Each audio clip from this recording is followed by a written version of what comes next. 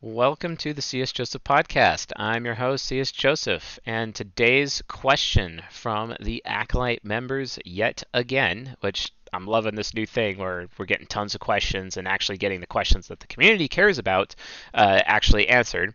And those of you out there, it's funny, I get a couple of complaints. You're like, why doesn't anyone ask any ISTJ questions? Well, maybe the ISTJs should become Acolyte members then and then get their questions answered. You get one question a month, so that's potentially one video a month, so why not do it?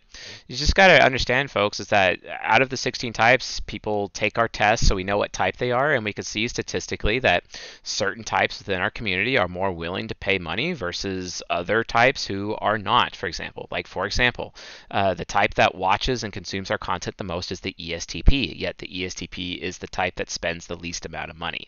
So think about that, okay?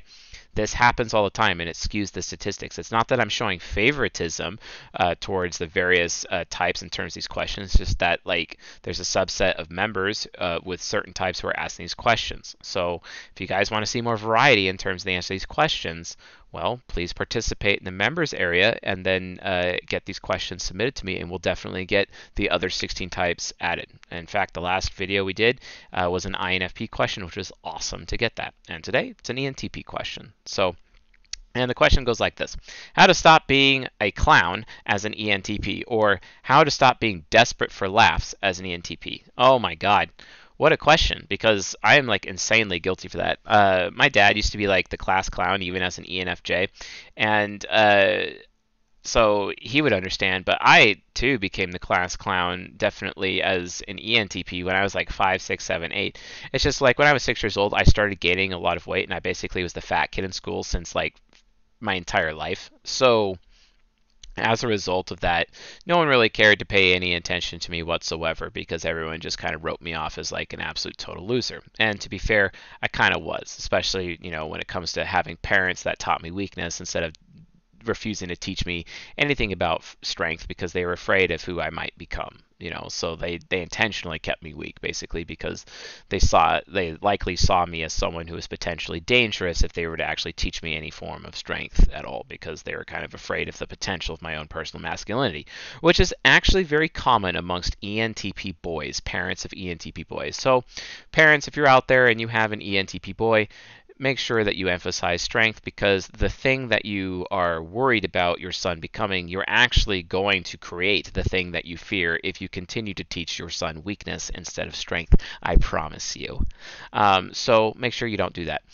But ENTPs oftentimes become desperate for laughs because their FE child's needs are not being met. Basically, they're not socially accepted. They're not socially accepted by people in the classroom. They're not socially accepted by people in their peer groups, basically. And due to that lack of social acceptance, over time, they end up feeling super unwanted through extrovert intuition hero.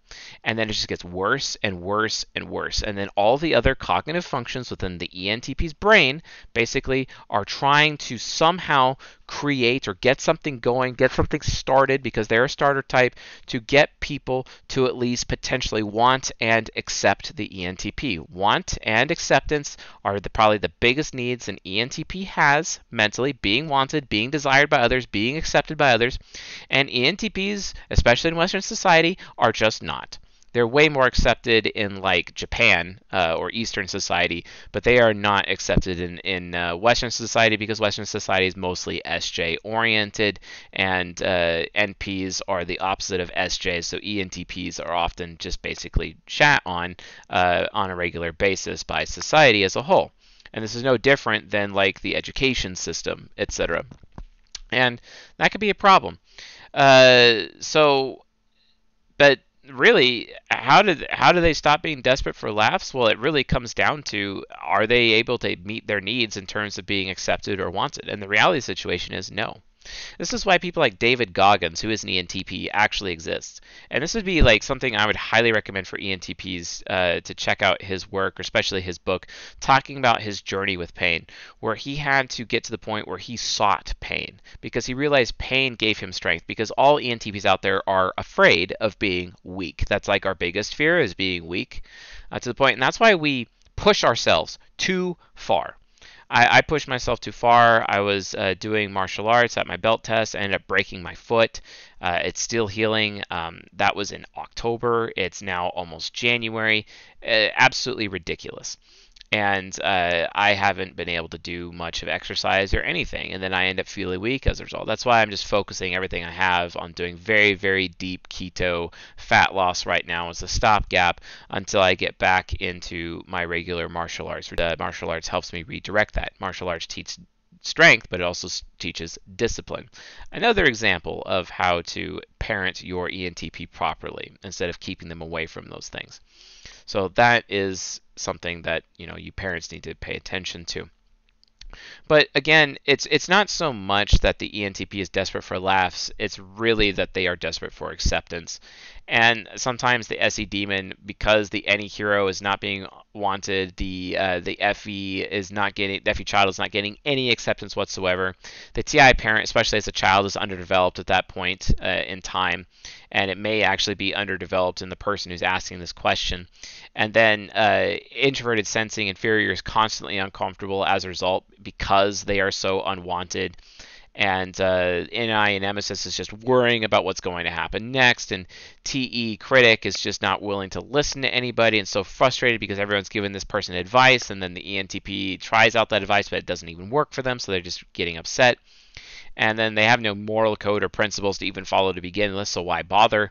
And then it comes down to the SE demon, and the SE demon turns on the entertainer superego, this demonic superego, where it's just willing to do anything for attention, basically, because at least the ENTP can get attention if it's not wanted or even able to get acceptance, right?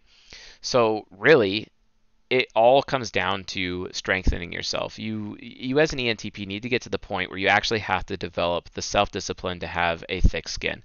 Learn how to take the hits. Learn how to pick your battles. Learn which hits to take. Like which blows to land, which hits to give. Basically, you got to get to that point as an ENTP. When is it time to pull the gloves off and just absolutely unleash your SE demon upon somebody? Because if not, you're very repressed. You're all bottled up as an ENTP because you're not accepted, because you're not wanted, and because of that, your SE demon has free reign. But you're not going to be wanted until you're strong. You have to focus everything you have in a self-discipline. Because, for example, who's more desirable? The kid that doesn't know martial arts versus the kid that does know martial arts. You see what I'm saying? Who's more desirable? It's pretty obvious which kid is the more desirable person. It's because the stronger you are, the more desirable you are.